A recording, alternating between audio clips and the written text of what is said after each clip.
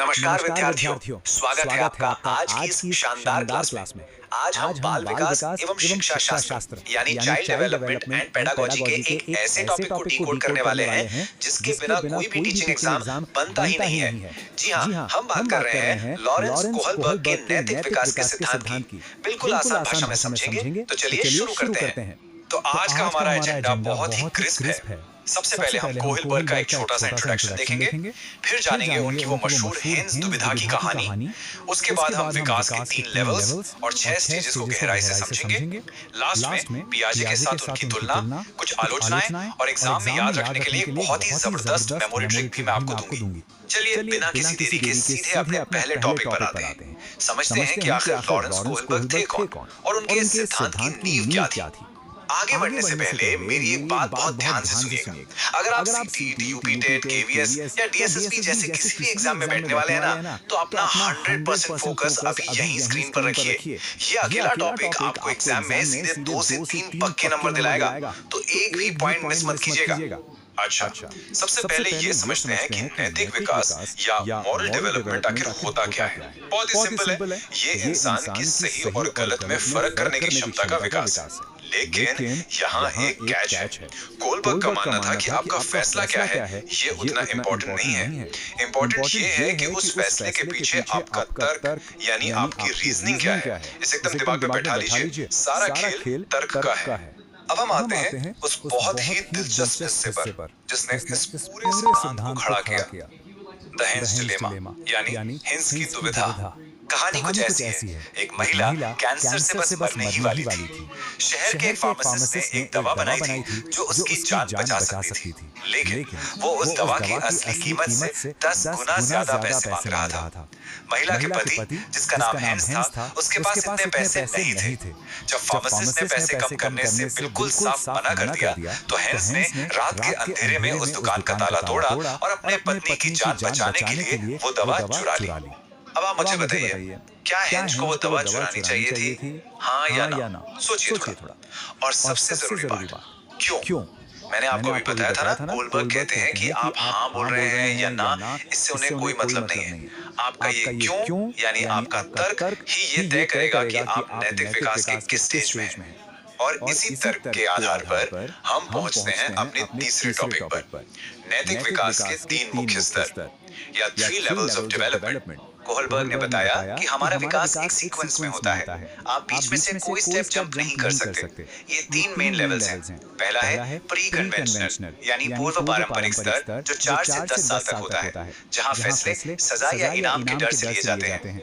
दूसरा है कन्वेंशनल यानी पारंपरिक स्तर जो 10 से 16 साल तक है, जहां समाज क्या कहेगा ये सबसे ज्यादा मायने रखता है। और तीसरा है पोस्ट कन्वेंशनल यानी उत्तर पारंपरिक स्तर जो 16 साल के बाद आता है, जहां इंसान अपने खुद के एथिक्स और सिद्धांतों पर चलता है। चलिए अब इस थ्योरी की असली गहराई में चलते हैं। इन 3 लेवल्स के अंदर टोटल 6 स्टेजेस होती हैं और हम इन 6 स्टेजेस को उसी हेंस की कहानी से जोड़कर समझेंगे, क्योंकि आपके एग्जाम में क्वेश्चन बिल्कुल ऐसे ही फ्रेम होते हैं। तो स्टेज 1 है सजा और आज्ञाकारिता। इस स्टेज में एक छोटे बच्चे का लॉजिक क्या होगा? वो कहेगा हेंस को चोरी नहीं करनी चाहिए क्योंकि उसे जेल हो जाएगी।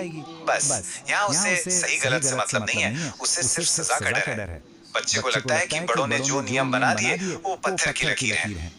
इसके बाद आती है स्टेज 2 जिसे हम इनाम या व्यक्तिगत लाभ का स्टेज कहते हैं। यहाँ इंसान सोचता है हेंस को चोरी करनी चाहिए क्योंकि उसे अपनी पत्नी की जान बचानी है। यहाँ फोकस अपने खुद के फायदे पर है। इसे टिट फॉर टैट भी कहते हैं। मतलब अगर इस काम में मेरा फायदा है तो वो काम मेरे लिए सही है। अब हम एंटर करते हैं कन्वेंशनल लेवल में। स्टेज 3 है बहुत ही famous good boy good girl वाली स्टेज। यहाँ तर्क होगा हेंस को चोरी करनी चाहिए क्योंकि एक अच्छा पति अपनी पत्नी की रक्षा करता है। यहाँ सारा खेल दूसरों की नजरों में अच्छा बनने का है। समाज आपको अच्छा इंसान कहे, बस यही सबसे बड़ी नैतिकता है। स्टेज 4 है कानून और व्यवस्था यानी लॉ एंड ऑर्डर। इस स्टेज में आकर इंसान का तर्क बिल्कुल बदल जाता है। वो कहेगा हेंस को चोरी नहीं करनी चाहिए क्योंकि चोरी करना सख्त गैर कानूनी है। यहाँ समाज के नियम और देश का कानून इंसान की पर्सनल फीलिंग से बहुत ऊपर हो जाते हैं। नियम मतलब नियम, चाहे हालात कुछ भी हो। अब हम आते हैं सबसे हाई लेवल पर, पोस्ट कन्वेंशनल लेवल। इसमें स्टेज 5 है सामाजिक अनुबंध यानी सोशल कॉन्ट्रैक्ट। यहाँ व्यक्ति कहता है हेंज को चोरी करनी चाहिए क्योंकि किसी इंसान की जान की कीमत संपत्ति के किसी भी कानून से बहुत बड़ी होती है। इस स्टेज में लोग ये समझ जाते हैं कि नियम इंसानों की भलाई के लिए बने हैं और अगर कोई नियम किसी की जान ले रहा है तो उस नियम को बदल देना चाहिए। और आखिर में आती है सबसे सर्वोच्च स्टेज 6, सार्वभौमिक नैतिक सिद्धांत। यहाँ इंसान अपनी अंतरात्मा यानी कॉन्शियंस की आवाज सुनता है। वो कहेगा हेंस को चोरी करनी चाहिए क्योंकि इंसान की जान बचाना इस दुनिया का सबसे बड़ा नैतिक धर्म है। महात्मा गांधी हो या नेल्सन मंडेला, इस स्टेज वाले लोग न्याय और इंसानियत के लिए पूरी दुनिया के नियमों से टकरा जाने की हिम्मत रखते हैं। तो ये थी हमारी 6 स्टेजेस। अब हम बढ़ेंगे इस टॉपिक के सबसे ट्रिकी पार्ट की तरफ, तुलना और आलोचनाएं। कॉम्पिटिटिव एग्जाम्स के लिए ये हिस्सा एकदम हॉट फेवरेट है। सबसे पहले तो जीन पियाजे और कोहलबर्ग को आपस में मिक्स मत कर दीजिएगा। पियाजे ने मॉरल डेवलपमेंट की सिर्फ 2 स्टेजेस दी थी और उनका पूरा फोकस इस बात पर था कि छोटे बच्चे नियमों को कैसे समझते हैं। वहीं कोहलबर्ग ने 3 लेवल्स और 6 स्टेजेस दी हैं और उनका फोकस जीवन भर चलने वाले मॉरल रीजनिंग पर है। इस डिफरेंस को एकदम क्लियर रखिएगा एग्जाम में। अब आते हैं आलोचनाओं पर। एक नाम आपको कभी नहीं भूलना है, कैरल गिलिगन। इन्होंने कोहलबर्ग की सबसे तगड़ी आलोचना की थी। गिलिगन ने कहा कि कोहलबर्ग की ये पूरी थ्योरी सिर्फ पुरुषों पर आधारित है, ये मेल बायस्ड है। इसमें महिलाओं की एथिक्स ऑफ केयर यानी देखभाल की नैतिकता को तो पूरी तरह से इग्नोर ही कर दिया गया है। इसके अलावा एक सच ये भी है कि हर संस्कृति की नैतिकता अलग होती है और प्रैक्टिकली देखा जाए तो बहुत ही कम लोग कभी स्टेज 6 तक पहुंच पाते हैं। चलिए अब उस पल का इंतजार खत्म हुआ। क्लास के आखिरी हिस्से में मैं आपको वो धांसू मेमोरी ट्रिक बताने जा रही हूँ जिससे आप इन स्टेजेस को एग्जाम के प्रेशर में भी कभी नहीं भूलेंगे। अपनी कॉपी में अभी के अभी ये एक वर्ड लिख लीजिए, PRALSC, प्राल्स्क। मेरे साथ रिपीट कीजिए। P से पनिशमेंट सजा, R से रिवॉर्ड इनाम, A से अप्रूवल यानी गुड बॉय वाली स्वीकृति, L से लॉ कानून, S से सोशल कॉन्ट्रैक्ट और C से कॉन्शियंस अंतरात्मा। बस ये ब्राउज किया कर लीजिए, आपका सीक्वेंस का क्वेश्चन कभी गलत नहीं होगा। 100% गारंटी है मेरी।